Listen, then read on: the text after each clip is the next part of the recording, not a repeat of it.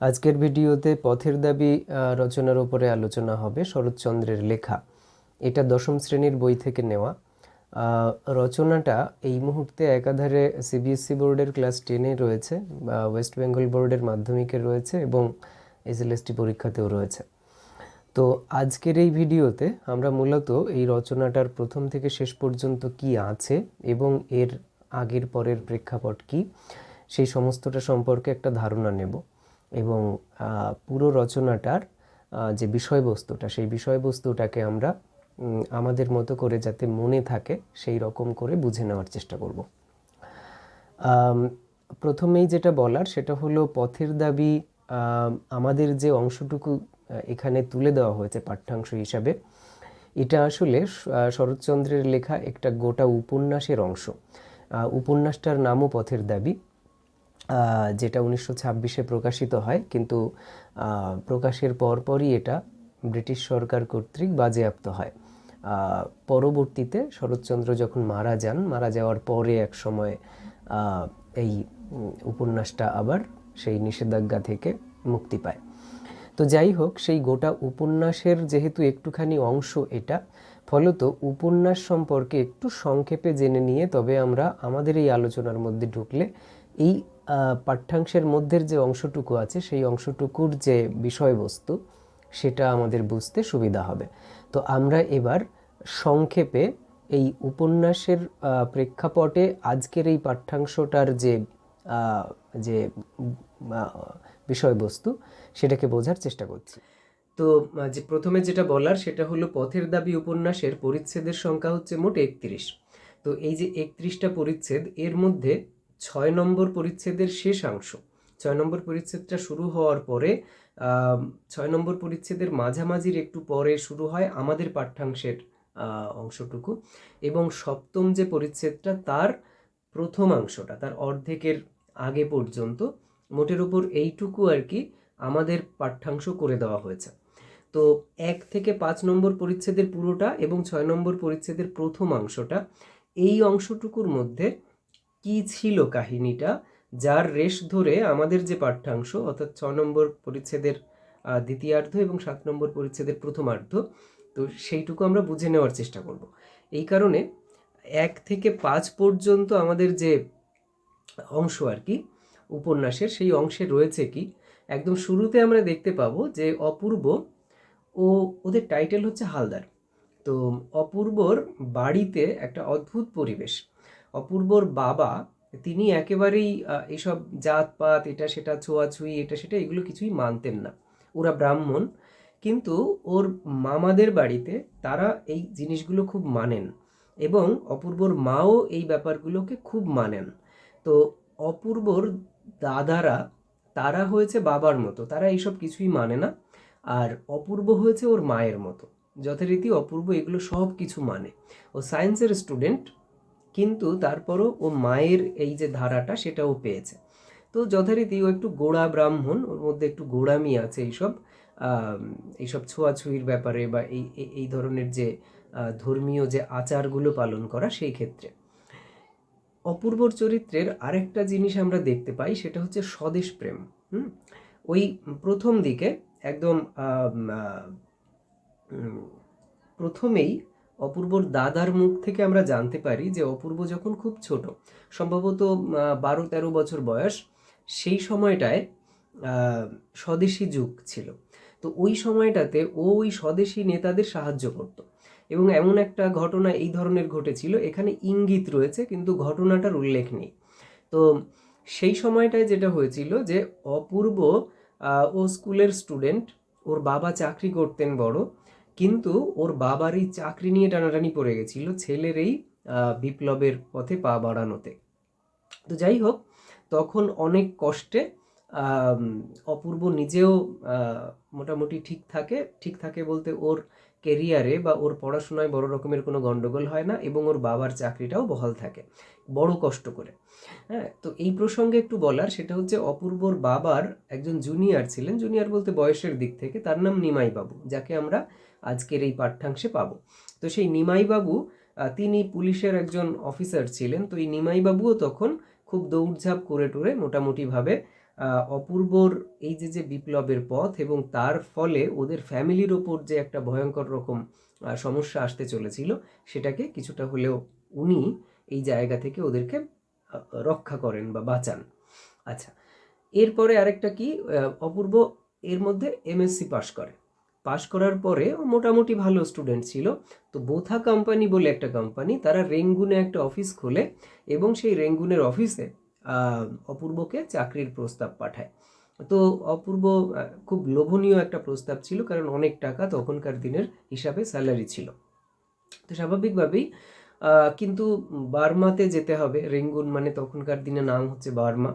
তো ওখানে ওটাকে অপূর্বর মায়ের বক্তব্য যে ওটা তো ম্লেচ্ছ দেশ, তার উপরে ওখানে যেতে গেলে জাহাজে করে যেতে হবে, সেটাও কালাপানি অতিক্রম করতে হবে, তো যাওয়ার মতো ব্যাপার। আর সেই দেশে গিয়ে অপূর্ব কি করে তার এই শুদ্ধতা বজায় রাখবে আর কি, এইসব মিলিয়ে ওর মায়ের খুব একটা ইচ্ছে ছিল না। কিন্তু অপূর্ব ওর মাকে বোঝানোর চেষ্টা করে যে মা এখানে যাই, কারণ আমার চাকরি পাওয়াটা আজকের দিনে খুব টাফ, তো আমি চেষ্টা করব যতটা ভালোভাবে থাকা যায়। তো ওখানেও ম্যানেজার পোস্টে চাকরি পেয়েছিল। আচ্ছা, মায়ের অসম্মতি সত্ত্বেও ও চাকরির উদ্দেশ্যে বার্মা যায়। ওর মা অবশ্য একটা ওই রাজি হয়েছিল যে ঠিক আছে ছেলেটা যাক। ওর সঙ্গে ছিল তেওয়ারি, ওদের পরিচারক। ওদের বাড়িতে, হালদার ফ্যামিলিতে দীর্ঘদিন ধরে এই তেওয়ারি কাজ করছে। অপূর্ব থেকে বয়সে অনেক বড়। তো এই তেওয়ারি তিনি অপূর্বর সমস্ত এই রান্না বান্না এটা সেটা এগুলো করে দিতেন, প্লাস অপূর্বর সমস্ত দেখাশোনার ভারটা তার উপরে ছিল, এমনকি রান্না বান্নারও। তো যাই হোক, তিনিও একজন নিষ্ঠাবান হিন্দু ব্রাহ্মণ ছিলেন। আচ্ছা, তেওয়ারির উল্লেখ আমরা আমাদের আজকের পাঠ্যাংশে পাবো। তো রেঙ্গুনে ওরা গিয়ে পৌঁছালেন। রেঙ্গুনে ওদের জন্য একটা ভাড়া বাড়ি ঠিক করলো ওদের অফিস। সেই বাড়িটার আমরা আজকের পাঠ্যাংশে পাবো। বাড়িটা হচ্ছে দোতলায়। ওই বাড়িটা মোটামুটি 3 তলা একটা বাড়ি, যদিও কাঠ দিয়ে তৈরি। তো ওই বাড়ির দোতলাতে ওদের অবস্থান। ওদের উপরের তলায় থাকেন একজন ফিরিঙ্গি সাহেব। তা আমরা পরে জেনেছি যে তার নাম হচ্ছে কোনো এক জোসেফ। তো এই ভদ্রলোকের স্ত্রী আছে আর তার মেয়ে আছে। তো এই মেয়েটার নাম হচ্ছে ভারতী। আমরা আজকের পাঠ্যাংশে পাবো। ফিরিঙ্গি সাহেব অ্যাকচুয়ালি ওনার নিজের মেয়ে নয়, মেয়েটার বাবা একজন ব্রাহ্মণ। তো ওর বাবা যখন মারা যান তখন ওর মা তিনি আর কি ওই ফিরিঙ্গি সাহেবের সঙ্গে বিয়ে করেন এবং পরবর্তীতে আর কি ফিরিঙ্গির সঙ্গে থাকতেন। সেই সূত্রে ভারতীয় ওই ফিরিঙ্গি সাহেবেরই আর কি মেয়ে হিসাবে নিজের পরিচয় দিয়েছিল। তো ওর নাম ভারতী, ও লেখে হচ্ছে জোসেফ টাইটেলটাও ব্যবহার করতো, বা নিজের যে বাবা তার টাইটেল ব্যবহার করতো না। যাই হোক, এই ভারতীর কিছুটা পরিচয় আমরা আজকের এই পাঠ্যাংশে পাবো। আর কি সাহেবের সঙ্গে এরপরে ওর বচসা তৈরি হয় একটা। এই সাহেবের সঙ্গে ওর যে হঠাৎ করে এই ঝামেলাটা তৈরি হয়, এর পিছনে কারণ হচ্ছে একদিন অপূর্ব যখন ও যাওয়ার পরপরই অপূর্ব ঘরে ঢুকে দেখে তেওয়ারি ও সব কিছু গোছগাছ করে রান্না বসিয়ে দিয়েছিল। ঠিক এই সময়টাতে, ও তো উপরের তলায় থাকতেন সাহেব, ওখান থেকে তিনি ওই যথারীতি ওই জল টল ফেলেছেন, এটা সেটা নানা রকমের আর কি কারবার। সমস্ত জায়গা ঘর নোংরা হয়ে পড়ে রইল। সাহেব তিরিক্ষি মেজাজ। এদিকে তেওয়ারিও উল্টাপাল্টা বলছে সাহেবকে, সাহেবও উপর থেকে হম্পিতম্পি করছে, সাহেবের স্ত্রী মেয়ে বাধা দেওয়ার চেষ্টা করছে, এরকম একটা ব্যাপার। তো অপূর্ব এসে দেখে ঘটনাটা এই দাঁড়িয়েছে। তো তারপরে অপূর্ব নিজে আবার ওপরে গিয়ে ওই সাহেবের সঙ্গে একটা ঝামেলা করে। যদিও তখন সাহেব ছিল না, ওর মেয়ে ছিল। তার মেয়েকে বলে যে এরকম একটু বেশ জোরের সঙ্গে কথা বলে। তো তারপরে যেটা হয়, ও অফিসে যায় পরের দিন, এবং অফিসে ওই রামদাস তলওয়ারকর বলে একজন, এ হচ্ছে মারাঠি ব্রাহ্মণ। তো এই রামদাস তলওয়ারকর আজকের পাঠ্যাংশে আমরা এটাকেও মানে এর পরিচয় পাবো। এই রামদাস তলওয়ারকর ওই অপূর্বর চেয়ে কয়েক বছরের বড়। রামদাস বিবাহিত, ওর একটা সন্তান আছে। তো স্ত্রী এবং সন্তানকে নিয়ে ও রেঙ্গুনে থাকছে। এই রামদাস হচ্ছে ওদের অফিসের অ্যাকাউন্ট্যান্ট এবং খুব ভালো মানুষ। অপূর্বর সঙ্গেও স্বাভাবিকভাবেই খুব ভালো বন্ধুত্ব হয়ে যায়। আচ্ছা, এরপরে আমরা দেখব যে এক সময় ওই রামদাসের সঙ্গে যেহেতু ওর ভালো বন্ধুত্ব হয়ে গেছে, ফলে তো রামদাস ওদের বাড়িতে যাতায়াত করে। কিন্তু ওর বাড়িতে ওই যে ফিরিঙ্গি সাহেবের সঙ্গে, জোসেফ সাহেবের সঙ্গে যে একটা ঝামেলা শুরু হয়েছে, এই ঝামেলার জল অনেক দূর গড়ায় বলতে আমরা পরে পাবো আর কি, যে ওই সাহেব ওর ওর বিরুদ্ধে মামলা করে। যাই হোক, তার আগে একটা সময় কি হয়, ওই যেহেতু রামদাস একদিন দুদিন এসেছে ওর বাড়িতে, এবং রামদাসকে নিয়েও মাঝে মাঝে যায়। রামদাস ওই রেঙ্গুন মূল শহর থেকে বেশ কয়েক কিলোমিটার দূরে একটা জায়গাতে ভাড়া বাড়ি নিয়ে থাকে। তো এই রামদাসের ট্রেন আসার কথা, তো ট্রেনে করে যাচ্ছে, চলে যাবে। তো রামদাসকে ট্রেনে ছাড়তে যায় অপূর্ব। ট্রেন চলে যাওয়ার পরে অপূর্ব কিছুক্ষণ আর কি ওই স্টেশনের ওপরে যে বসার চেয়ারগুলো আছে সেরকম একটা চেয়ারেও বসে, বেঞ্চে আর কি। কিন্তু তখনকার দিনে এরকম একটা ব্যাপার ছিল যে স্টেশনের ওপরে যে বেঞ্চগুলো ছিল, সেই বেঞ্চগুলো ওখানে কিছু বেঞ্চ থাকতো যেগুলো ইংরেজদের বা ইউরোপিয়ানদের বসার জন্য, ওখানে ইন্ডিয়ানরা বসতে পারবে না। ইন্ডিয়ানরা মাটিতে বসে পড়ে বা এই প্ল্যাটফর্মের মেঝেতে বসে পড়ে, কিন্তু চেয়ারগুলো মূলত ইউরোপিয়ানদের জন্য বরাদ্দ থাকতো। অপূর্ব এতটা ভেবে দেখেনি, ওর মাথায় নেই, ও পড়েও দেখেনি যে ওটা ইউরোপিয়ানদের জন্য বরাদ্দ কিনা। আর কিছু আছে এরকম যে ইন্ডিয়ান খুব যারা নাকি বড় উচ্চপদস্থ কর্মচারী, তাদের জন্য কিছু এরকম বসার জায়গা ছিল। ওই যে বেঞ্চটাতে অপূর্ব বসেছিল ওটা মূলত ওই ইউরোপিয়ানদের জন্য বরাদ্দ। তো অপূর্ব খেয়াল করেনি, হঠাৎ কতকগুলো এই ফিরিঙ্গি ছোকরা, তখনকার দিনে অনেক এরকম ইউরোপিয়ানরা তো ইন্ডিয়াতে বাস করতো, তার মধ্যে ওই কিছু ইউরোপিয়ান ছোকরা, ওরা এসে দেখে যে ও, তখন ওরা ওকে লাথি মেরে ওখান থেকে ওই ফেলে দেয়, এবং অপূর্ব হুমড়ি খেয়ে গিয়ে পড়ে প্ল্যাটফর্মের ওপরে। এবং তারপরে ওরা ওকে নানা রকমভাবে নাস্তানুবুদ করে, এমনকি ওর যে পোশাক, সেই পোশাকে বুট দিয়ে পাড়িয়ে একদম কাদা বানিয়ে দেয় এরকম। তো আশেপাশের যেসব কুলিগুলো ছিল বা অন্যান্য যারা নাকি ওই স্টেশনে খুব গ্রুপ ডি লেভেলের কর্মচারী, তারা এসে টেসে আর কি কোনো মতে অপূর্বকে ওখান থেকে করে বের করে দেয়, স্টেশন থেকে বের করে দেয়। মানে ওরা বলে যে তুমি এখানে বসতে গেছিলে কেন, ভাগ্য ভালো তোমার হাড় পাজরা এক করে দেয়নি, ইত্যাদি ইত্যাদি। তো যেটা হয়, আমাদের ইন্ডিয়ানরা সাহেবদেরকে খুব ভয় পায়, সেই অর্থেই আর কি ওরা অপূর্বকে ওই স্টেশন থেকে বের করে দেয়, কেউ কেউ একটু ঠাট্টা বিদ্রুপও করে। অপূর্ব তখন স্টেশন মাস্টার যিনি ছিলেন তার রুমে গিয়ে কমপ্লেন করতে যায়, কিন্তু তিনিও একজন ইংরেজ সাহেব, এবং তিনিও অপূর্বকে ওখান থেকে একদম বের করে দেয় অপমান করে। তো এই যে ব্যাপারটা, এইটা অপূর্বর মনের ভেতরে খুব বেজেছিল। আমরা এই উপন্যাসে দেখব অপূর্বর দেশপ্রেমের কিছু কথা। তো তার প্রেক্ষাপট ছিল এখানে, এক হচ্ছে ছোটবেলাতেই অপূর্বর রক্তের মধ্যে দেশপ্রেমের একটা ভাব ছিলই, যেটা আমরা ওই ছোটবেলার একটা ঘটনা থেকে বুঝতে পারি।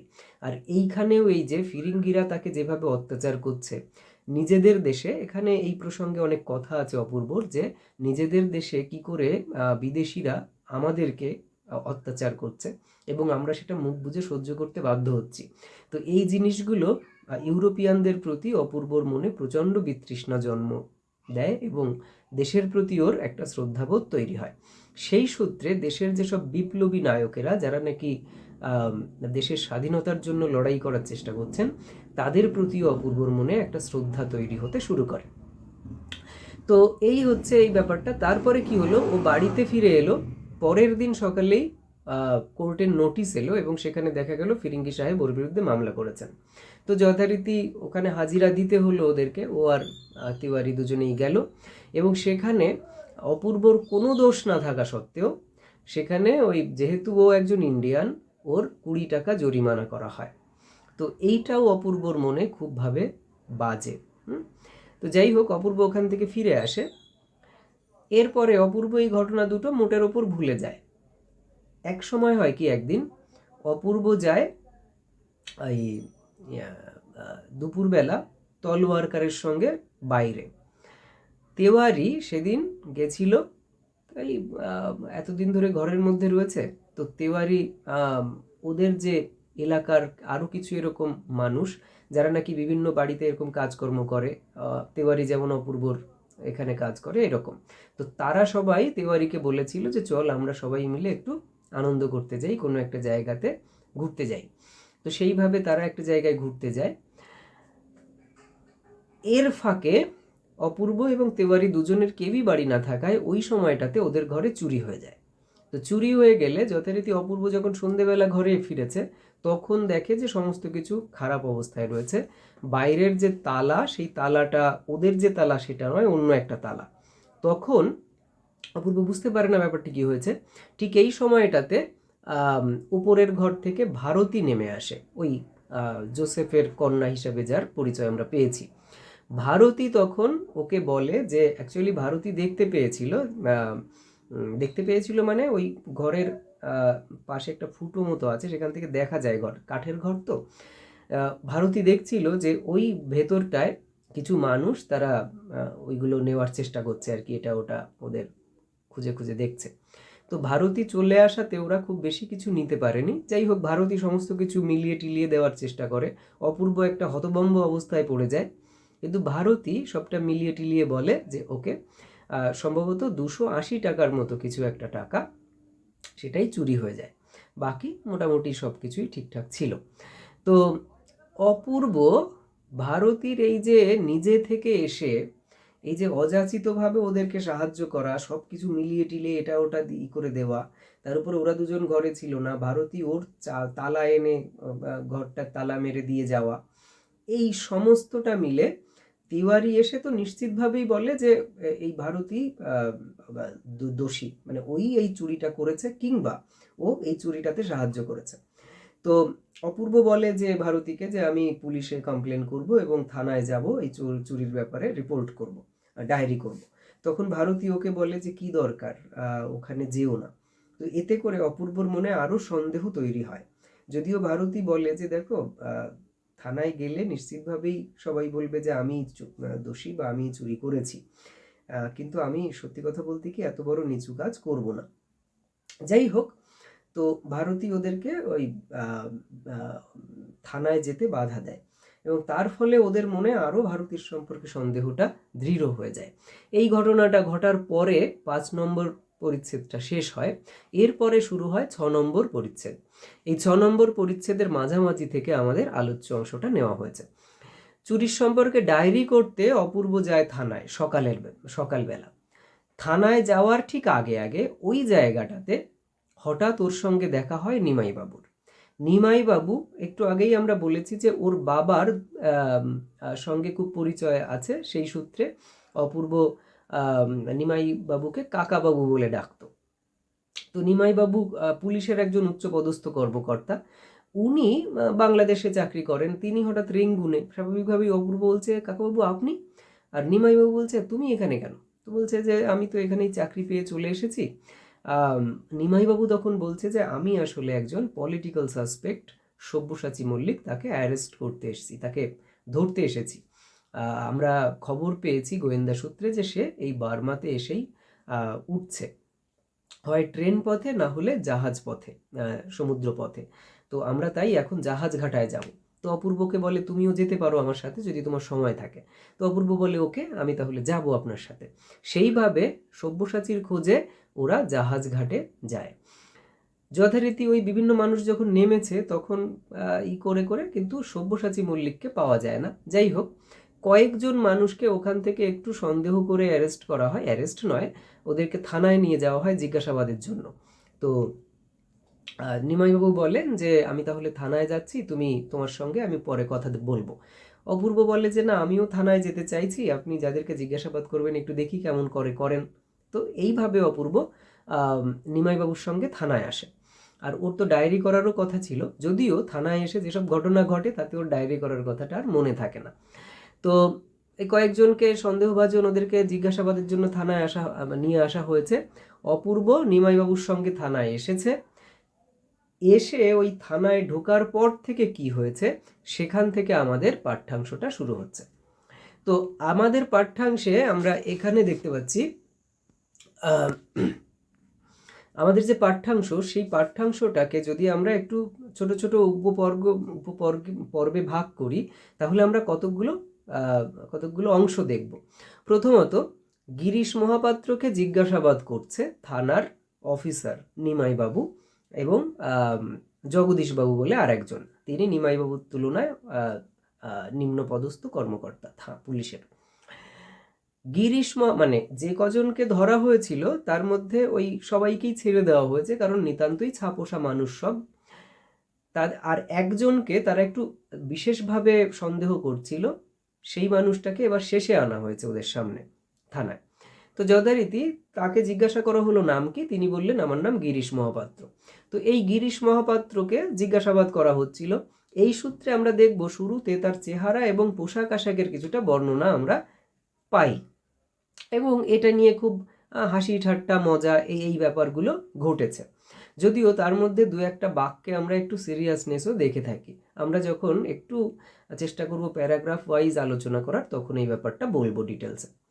এরপরে ওই থানা থেকে অপূর্ব বেরিয়ে এলো, সব্যসাচী মল্লিককে ধরা গেল না। আর গিরিশ মহাপাত্র নিতান্তই একটা মানে একেবারেই রুগ্ন মানুষ, এই আজ মরে তো কাল মরে এরকম একটা মানুষ, এ কখনোই সব্যসাচী মল্লিক হতে পারে না, ফলত ওকেও ছেড়ে দেওয়া হয়। অপূর্ব ওই অফিস থেকে বেরিয়ে এরপরে যথারীতিও বাড়িতে আসে। তারপরে ও পরের দিন যায় হচ্ছে তোমার কি অফিসে যে অপূর্ব গেল, সেখানে গিয়ে রামদাসের সাথে ওর কথোপকথন হয়। এই কথোপকথনে মূলত তিনটে বিষয় উঠে আসে। প্রথমত গিরিশের যে এপিসোড, সেই এপিসোডটার বর্ণনা দেয় রামদাসের সামনে অপূর্ব। দ্বিতীয়ত সব্যসাচীর সঙ্গে যে প্রসঙ্গটা আসে, যে সব্যসাচী মল্লিককে ধরতে এরকম এসেছে, এটা সেটা, তিনি একজন স্বাধীনতা সংগ্রামী, তিনি একজন বিপ্লবী, সেই প্রসঙ্গে অপূর্বর যে দেশপ্রেম এবং বিপ্লবীদের প্রতি তার যে শ্রদ্ধা ও সমর্থন, সেই ব্যাপারটা আমরা ফুটে উঠতে দেখি। আর আরেকটা কথা হয়েছে, সেটা হচ্ছে এই স্টেশনে যে ফিরিঙ্গি ছোকরারা ওকে যে অপমান করেছিল, সেই কথাটাও, যেটা রামদাসকে এর আগে বলেনি, এই প্রসঙ্গে এই যে দেশপ্রেমের কথা, এই যে ইংরেজদের অত্যাচার, এই সমস্তটার ওপর ভিত্তি করে এই সময়টায় রামদাসের কাছে ওই কথাটা অপূর্ব প্রকাশ করে। এই তিনটে পর্ব ছিল রামদাসের সঙ্গে ওর কথোপকথনের। তো এই সব করে অপূর্বর আর মানে ওই বার্মাতে আর থাকতে একদমই মন চাইছিল না। তো ওর মনে হচ্ছিল যে ধুর, এখান থেকে যদি কোথাও দূরে চলে যেতে পারতাম ভালো হতো। বাড়িতে ওই ফিরিঙ্গি সাহেব, এইদিকে গেল চুরি হয়ে, ওইদিকে এই ফিরিঙ্গিদের অত্যাচার, তার উপরে মানে এই দেশপ্রেম নিয়ে কিছু কথা বলতে গিয়ে অপূর্বর নিজের ভেতরেও একটা কষ্ট দানা বেঁধে উঠছিল। এই জায়গাটা পড়তে গেলে আমরা বুঝতে পারি। তো এই সব থেকে অপূর্বর মনটা যে বিক্ষিপ্ত হয়ে পড়ে, এর থেকে বাঁচার জন্য ও চায় যে এই রেঙ্গুন থেকে যদি একটু আমি বাইরে যেতে পারি, এবং সেই সুযোগটা ওর সামনে এসে যায়। ওই দিন অফিসের শেষে ওই অফিসের যিনি বড় বাবু, তিনি অপূর্বকে ডাকেন এবং বলেন যে ওখান থেকে, রেঙ্গুন থেকে দূরে ভামো বলে একটা জায়গা আছে, একটু দূরপাল্লার ট্রেনে যেতে হয়, একটা রাতের ব্যাপার। এই ভামো এবং তৎসংলগ্ন আরও কয়েকটা জায়গার নাম আমরা এখানে পাবো। সেই জায়গাগুলোতে ওদের অফিস রয়েছে, কিন্তু সেই অফিসগুলো খুব একটা ভালো অবস্থাতে নেই, সেখানে ভালো কর্মীর অভাব আছে, যিনি ওই সবটা দেখাশোনা করে একটু ওদেরকে মনিটরিং করতে পারেন। তো তখন বড়বাবু বলেন যে দেখো, আমি তো আর এখানে বেশি দিন নেই, আমি এখান থেকে চলে যাব। অ্যাকচুয়ালি বড়বাবু হচ্ছেন ওই রেঙ্গুন অফিসের বড়বাবু নন। বড়বাবু হচ্ছেন এই যে ওদের যে কোম্পানি, সেই কোম্পানির ইস্টার্ন জোনের যিনি এক্সিকিউটিভ হেড।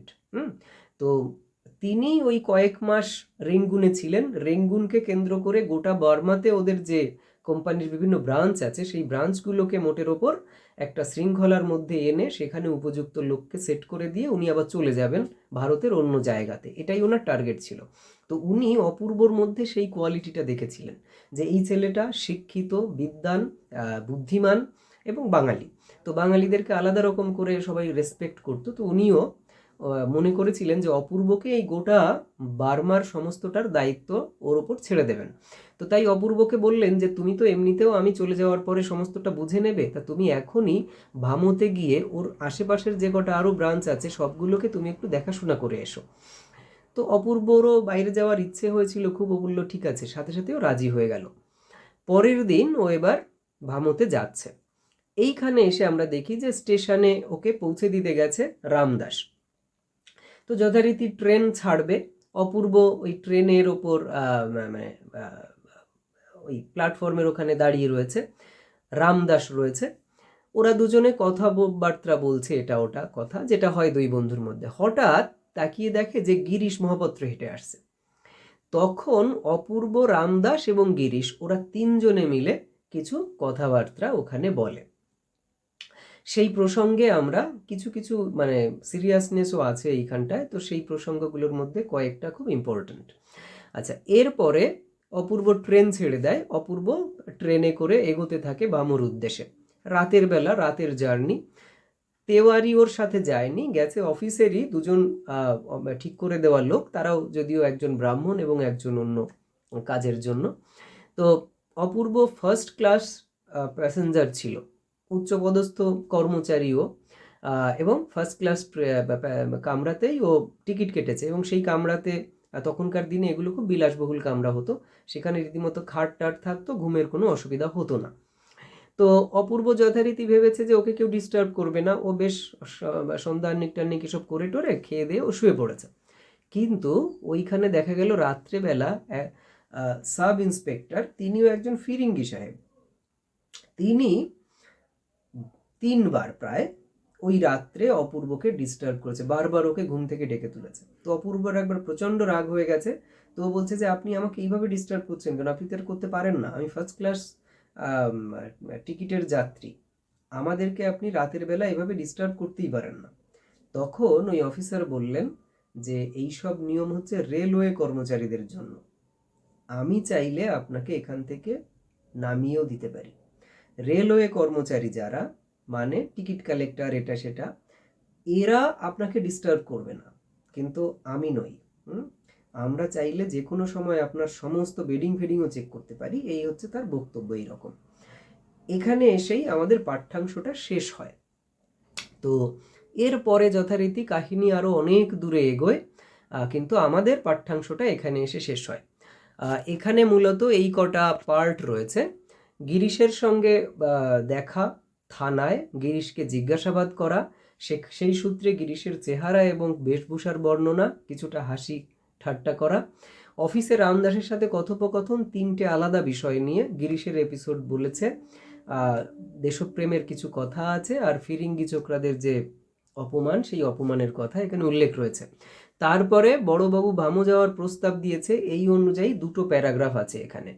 শেষে হচ্ছে স্টেশনে যেখানে অপূর্ব, রামদাস এবং গিরিশ মহাপাত্রের দেখা, আর শেষে হচ্ছে চলন্ত ট্রেনে যেখানে বর্মার সাব ইন্সপেক্টরের কাছ থেকে অপূর্বর অপমান প্রাপ্তি।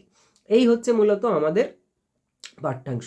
তো আমরা এর পরে কি ঘটেছিল সেটা আর ডিটেলসে আলোচনা করছি না, ভিডিওটা অনেক বড় হয়ে যাবে, তার জন্য আমরা এখানে কয়েকটা জিনিস একটুখানি বলি। সেটা হচ্ছে এই 3টে তথ্য আমাদের একটু জেনে নিলে ভালো হয়। তথ্য 3টে হচ্ছে কি, পথের দাবি এটা একটা গুপ্ত বিপ্লবী সংগঠন, যেরকম অনেকগুলো যুগান্তর, অনুশীলন সমিতি, এরকম কিছু বিপ্লবী সংগঠন তৈরি হয়েছিল, সেই রকমই একটা বিপ্লবী সংগঠন হচ্ছে এই পথের দাবি। আচ্ছা, 2 নম্বর হচ্ছে এই পথের দাবি সংগঠনটার সবথেকে গুরুত্বপূর্ণ সদস্য হচ্ছেন ডাক্তার। আমরা এই উপন্যাসের শেষের দিকে পাবো ডাক্তার হিসাবে তাকে পরিচয় দেওয়া হচ্ছে। তো এই ডাক্তারই আসলে সব্যসাচী মল্লিক। আর আমরা আমাদের যে এই আমাদের নির্বাচিত পাঠ্যাংশ, সেইখানে এই ডাক্তারকে আমরা গিরিশ মহাপাত্র হিসাবে পেয়েছি ছদ্মবেশে। আচ্ছা, এছাড়া আছেন সুমিত্রা, ইনিও ওই সংগঠনের প্রেসিডেন্ট হিসেবে পরিচিতা, তিনিও খুব গুরুত্বপূর্ণ পদে রয়েছেন। আমরা দেখতে পাই যে এই সব্যসাচী মল্লিক, তিনি সুমিত্রার সঙ্গে তার একটা সম্পর্ক ছিল, কিন্তু দেশের বৃহত্তর যে কমিটমেন্ট, তার জন্য এদের প্রেমটা পূর্ণতা পায়নি, বা তারা দুজনে এই পথে এগোয়নি আর কি। আর একজন চরিত্র হচ্ছে ভারতী। আমরা দেখতে পাবো যে এই ভারতী, ওর মা মারা যায় কদিন পরে, ওর বাবাও মারা যান, হসপিটালেই তিনি মারা যান। তখন থেকে ভারতী এই সংগঠনের সঙ্গে যুক্ত হয়, এবং ভারতীর সঙ্গে পরিচয়ের সূত্রে পরবর্তীতে দেখা যায় যে ভারতীর তেওয়ারিকে খুব সেবা শুশ্রূষা করে একটা সময়, কারণ তেওয়ারি একটা সময় প্লেগে কি বলে বসন্ততে আক্রান্ত হয়, যখন অপূর্ব ভামতে ছিল। তো স্বাভাবিকভাবেই অপূর্ব এসে দেখে যে তিওয়ারি একদম মৃতপ্রায়। তো ওই সময়টাতে ভারতী ওকে বাঁচিয়ে তোলে আর কি, সেবা শুশ্রূষা করে। এবং অপূর্ব অসুস্থ হয়ে পড়ে, অপূর্বকেও সেবা শুশ্রূষা করে। তো সেই থেকে আর কি ভারতীর সঙ্গে অপূর্বর ভালো সম্পর্ক, কিন্তু ভারতী ওখান থেকে তারপরে চলে যায়। অপূর্ব ওই ভারতীর খোঁজে যেতে যেতে একটা সময় ওই সংগঠনের সঙ্গে যুক্ত হয়ে পড়ে। এরপরে দেখা যায় যে অপূর্বর সঙ্গে ভারতীর একটা প্রেমের কনসেপ্ট আমরা এই উপন্যাসে পাই। আচ্ছা, আর হচ্ছে কি, এই যে রামদাসও এই সংগঠনের সদস্য ছিল। রামদাসও আসলে বিপ্লবী সংগঠনেরই একজন মানুষ। যাই হোক, আমরা আমাদের আজকের যে পাঠ্যাংশ, সেই পাঠ্যাংশেও আমরা রামদাসের এই ব্যাপারটার ইঙ্গিত পাবো একটা। আর অপূর্ব যুক্ত হয়ে পড়েছিল। আরও বেশ কয়েকজন সভ্যের কথা আছে, কিন্তু আমাদের এই পাঠ্যাংশের প্রেক্ষিতে তাদের নামটা ইম্পর্ট্যান্ট নয় বলে আমরা আলোচনা করছি না। এই যে অপূর্ব রামদাস, এরা দুজনেই যে এই সংগঠনের সঙ্গে যুক্ত ছিল, এবং অপূর্বর মধ্যেও দেশপ্রেম ছিল, রামদাসের মধ্যেও। দুজনের মধ্যে একটু পার্থক্য ছিল। পার্থক্য হচ্ছে রামদাস প্রচণ্ড সাহসী, ও কোনো কিছু কেয়ার করে না। আমরা এই রচনার মধ্যে বেশ কয়েকটা জায়গায় এরকম দেখি যেখানে রামদাস সাথে সাথে প্রতিবাদ করেছে, অপূর্ব প্রতিবাদ করতে পারেনি তেমন কোথাও। সংগঠনের স্বার্থে সে জীবন বিপন্ন করেছে। আমরা এই উপন্যাসের শেষে এসে দেখি যে একটা সময় এই রামদাস এবং অপূর্ব এই দুজনকেই সন্দেহ করেছিল পুলিশ, এবং এদের দুজনকেই টর্চার করা হয় এবং এদেরকে জিজ্ঞাসাবাদ করা হয়। অপূর্ব ভয়ে পড়ে এই সংগঠনের সবটা বলে দেয়, তার ফলে পুলিশ ওদের সমস্ত খবর জেনে যায়। কিন্তু রামদাস কিছুতেই বলেনি, তার ফলে রামদাসের চাকরিটা চলে যায় এবং ওর জীবনটাও বিপন্ন হয়ে পড়ে। অপূর্বর চাকরিটা বেঁচে যায়, কিন্তু এই সংগঠনের সবাই মিলে অপূর্বর মৃত্যুদণ্ড ঠিক করে। কিন্তু যেহেতু ভারতী অপূর্বকে খুব ভালোবাসতো, কিন্তু তার পক্ষে আবার কিছু বলার থাকে না, কারণ এত বড় বিশ্বাসঘাতকতা। এই অবস্থাতে সব্যসাচী মানে ডাক্তার, তিনি অপূর্বর প্রাণটা বাঁচান। তিনি বলেন যে না, ওকে মারা যাবে না। তিনি বুঝেছিলেন যে ছেলেটা আসলে দেশপ্রেমিক, কিন্তু ওর মধ্যে সেই পাওয়ারটা নেই, যে পাওয়ারটা থাকলে জীবনটাকে পণ করা যায়, সেটা নেই। যাই হোক, এরপরে একদম উপন্যাসের শেষে এসে আমরা দেখি যে রামদাস, তাকে পুলিশ অ্যারেস্ট করেছে, এবং শুধু অ্যারেস্ট নয়, তাকে এমন মার মেরেছে ও জেল হাসপাতালে সম্ভবত আর বাঁচবে না। ওর যে স্ত্রী এবং ওর যে সন্তান, তারাও ভেসে যেতে পারে, এইরকম একটা অবস্থাতে এসে শেষ হয়েছে। তো এখানে আমরা দেখি যে রামদাস, ও কিন্তু আদর্শের সঙ্গে কম্প্রোমাইজ করেনি কোনোভাবেই, আদর্শকে সবসময় বজায় রেখে চলেছে, কিন্তু অপূর্ব সেটা পারেনি। অপূর্ব শেষ পর্যন্ত একটা সফট পথ বেছে নিয়েছে, সেটা হচ্ছে পল্লীর যে গ্রামের কৃষক, তাদের সাহায্যের জন্য, তাদের উন্নয়নের জন্য অপূর্ব তার জীবনটাকে ব্যয় করবে, এই রকম একটা কথা দিয়ে উপন্যাসটা শেষ হচ্ছে, এবং ওর এই কাজে সহযোগিতা করবে ভারতী। এইরকম একটা অবস্থাতে এসে অপূর্ব আর ভারতী, তারা অন্য একটা পথে, নরম একটা পথে, যেখানে জীবনের ঝুঁকি নেই, সেই রকম একটা পথে এগিয়ে গেল। যদিও ভারতী অপূর্বর চেয়ে অনেক বেশি ডেডিকেটেড, এবং ভারতী অপূর্বের চেয়ে অনেক উন্নত যে চরিত্র বৈশিষ্ট্য, সেটার পরিচয় দিয়েছে এই উপন্যাসে। যাই হোক, তো এই ছিল মোটের ওপর এই যে আমাদের পাঠ্যাংশ এবং তার আগের পরের যে বিষয়গুলো, তার একটা জিস্ট। তো আমরা এই এই কথাগুলোর প্রেক্ষিতে আমরা আমাদের যে কাহিনীটা, আমাদের যে কি বলে রচনাংশটা, সেই রচনাংশটাকে আমরা পড়ার চেষ্টা করব। রচনাটা খুব কঠিন নয়, বেশ সহজ, আমরা পড়লেই বুঝতে পারবো সেই জায়গাগুলো। এখানে কয়েকটা জিনিসের ওপর আমি শুধু একটু সবার দৃষ্টি আকর্ষণ করব। তোমরা যখন এটা লাইন বাই লাইন পড়বে, তখন ওখানে কয়েকটা জিনিস একটুখানি দেখে নেবে। সেটা হচ্ছে, একদম শুরুতে যখন নাকি স্টেশনে, পুলিশ স্টেশনে, যেখানে সব্যসাচী মল্লিক ওরফে কি বলা যায়, গিরিশ মহাপাত্রকে করা হচ্ছিল আর কি, জিজ্ঞাসাবাদ করা হচ্ছিল। গিরিশ তো কিছুতেই অসম্ভব অভিনয় করেছে, অসম্ভব সুন্দর, এবং একেবারে রুগ্ন একটা মানুষ। আমরা এখানে তার বর্ণনা পাবো প্রথম এবং দ্বিতীয় অনুচ্ছেদে, বড় বড় অনুচ্ছেদে ওখানে আমরা পাবো।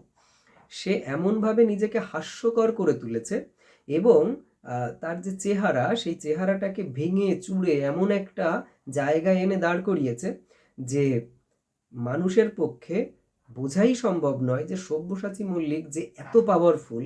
তার নামটাই সব্যসাচী, তার ইন্দ্রিয়, তার জ্ঞানেন্দ্রিয় এবং কর্মেন্দ্রিয়, হাত পা, এমনকি তার সমস্ত জ্ঞানেন্দ্রিয়গুলো, এগুলো এত সজাগ সেই মানুষটা, এবং এত ডিগ্রি তার। হ্যাঁ, একটা জায়গাতে ডাক্তারি করেছেন, একটা দেশে গিয়ে ইঞ্জিনিয়ারিং করেছেন, আমেরিকাতে ছিলেন, সেখানে কিছু একটা করেছেন, এরকম সব বর্ণনা পাওয়া যায়। সেই সব্যসাচী মল্লিক যে গিরিশ মহাপাত্র হতে পারে এটা কেউ কল্পনাই করতে পারেনি। কিন্তু এইখানে দুটো জায়গাতে ইঙ্গিত ছিল। একটা অপূর্ব, ওর যে একটা সব্যসাচীর একটা উদ্ভট পোশাক আশাকের বর্ণনা রয়েছে আমাদের এই এই এই রচনার সেকেন্ড প্যারাগ্রাফে।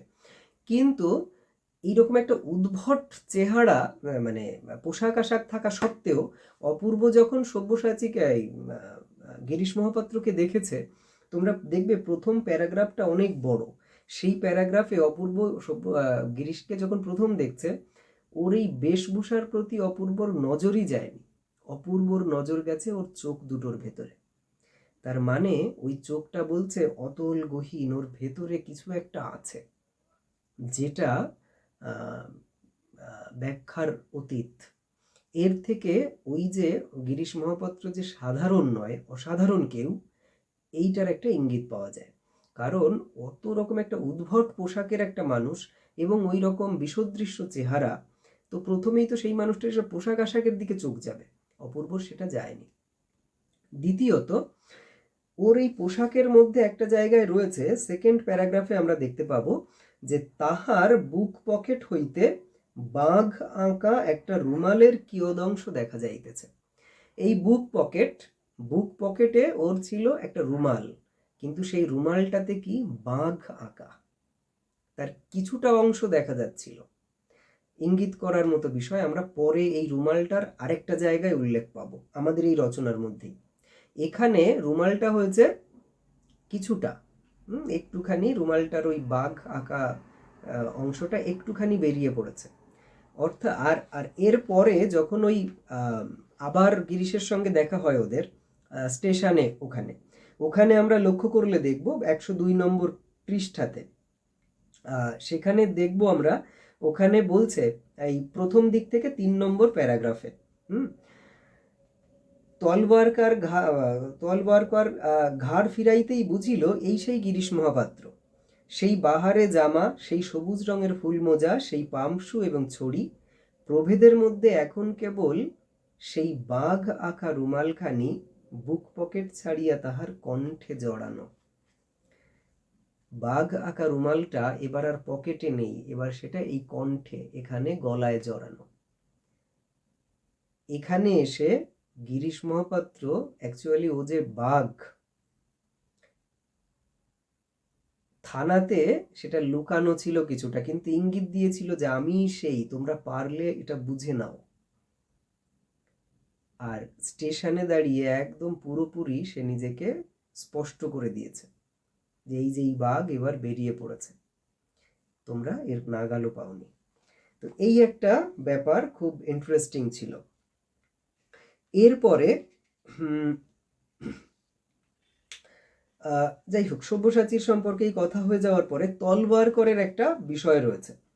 তলওয়ারকরের বিষয় হচ্ছে এই যে যখন অফিসে বসে তলওয়ারকার সঙ্গে ওর কথা হচ্ছে আর কি অপূর্বর, সেখানে অপূর্ব যখন সব্যসাচীর বর্ণনা দিচ্ছে, মানে গিরিশ মহাপাত্রের দিয়ে অপূর্ব হাসছে। অপূর্ব তো ভাবতেই পারেনি এটা। রামদাস বর্ণনাটা শুনে হাসিতে যোগ দিতে পারেনি, ও গম্ভীর হয়ে যায়। এইটা একটা অদ্ভুত ব্যাপার, আমরা দেখতে পাই যে ও খুব গম্ভীর হয়ে গেছে। আসলে রামদাস তো এই সংগঠনেরই, একে তো রামদাস দেশপ্রেমিক, রামদাস এই ধরনের বিপ্লবী আদর্শের প্রতি শ্রদ্ধাশীল, এবং ও মনে মনে এটাকেই চায়। এবং ও যে বুঝতে পারে যে ডাক্তার আসছেন, ও ইঙ্গিত পেয়ে যায় যে সম্ভবত আসছেন, যদিও ও ডাক্তারকে দেখেনি তখনও, পরে গিয়ে ডাক্তারের পরিচয় ও পাবে, কিন্তু ওর মনে হয় যে সম্ভবত এই গিরিশ মহাপাত্রই সেই বিপ্লবী।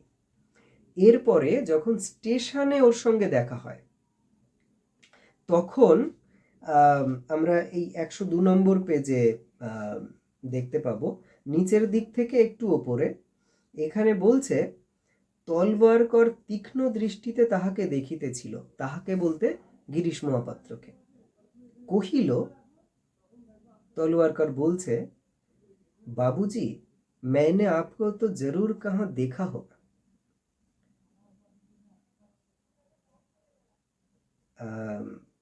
গিরিশ মহাপাত্রকে ও বাবুজি বলে সম্বোধন করছে। এর একটু আগে আমরা দেখব অপূর্ব তুমি তুমি করে কথা বলছে, ওর ঠিক আগের যে লাইন সেখানে দেখতে পাবো অপূর্ব তুমি তুমি করে সম্বোধন করে কথা বলছে গিরিশের সঙ্গে। কিন্তু তলওয়ারকর গিরিশকে দেখে তুমি বলেনি, বলছে বাবুজি, मैंने आपको तो जरूर कहाँ देखा हो, দেখা এরকম বলছে। আমি আপনাকে কোথাও দেখেছি নিশ্চিত। আসলে এখান থেকে আমরা একটা ইঙ্গিত পাই যে সম্ভবত ডাক্তারকে তলোয়ারকর আগেই দেখেছে, কিন্তু এখন যে গিরিশ হিসাবে যে বেশভূষাও নিয়েছে, আগে হয়তো অন্য রূপে দেখেছে। এই জায়গাতে এসে ওই স্মৃতি ওকে একটু স্মরণ করিয়ে দেওয়ার চেষ্টা করছে যে সম্ভবত ইনি তোমার পরিচিত, এই একটা ব্যাপার। এর থেকেও আমরা পরবর্তীতে যে ওরা একই সংগঠনের সদস্য, সেই ব্যাপারগুলো আমরা এখান থেকে খানিকটা বুঝতে পারি। আচ্ছা, তো এই হচ্ছে বিষয়। এখানে আলাদা করে আর কোনো জায়গায় বলার কিছু নেই, তোমরা একটু পড়ে নেবে পুরো গল্পটা। পড়ার পরে যদি কোনো শব্দ, কোনো পদবন্ধ বা কোনো বাক্যাংশ কিংবা কোনো গোটা বাক্য বা গোটা কয়েকটা বাক্যের একটা অংশ যদি এইরকম কোনো জায়গাতে বুঝতে অসুবিধা থেকে থাকে, তাহলে কমেন্ট করেও জানাতে পারো, কিংবা আমাদের যে হোয়াটসঅ্যাপ গ্রুপ আছে সেখানেও তোমরা জানাতে পারো। সবাই মিলে আলোচনা করবে, কিংবা আমিও তোমাদের সাথে অংশ নেব। আগামী রবিবার পরীক্ষাতে এটাও আছে, সেইভাবে রেডি হবে সবাই। ভালো থেকো।